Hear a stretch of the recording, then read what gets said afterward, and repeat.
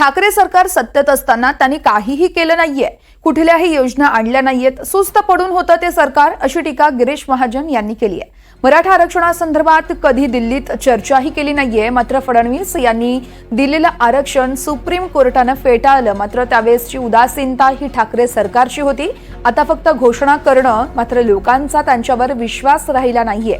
त्यामुळे येणाऱ्या विधानसभा निवडणुकीत लोकांचा कुणावर विश्वास आहे हे लवकरच दिसेल, असं देखील महाजन यांनी म्हटलंय। पण काय केलं?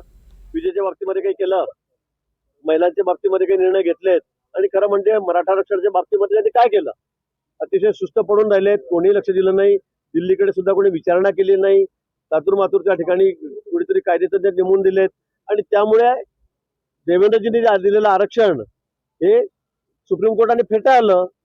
तर त्या बाबतीमध्ये उदासीनता त्यावेळेच्या ठाकरे सरकारची होती, आणि म्हणून मला असं वाटतं की आता फक्त घोषणा करणं, पण लोकांचा त्यांच्यावर विश्वास राहिलेला नाही।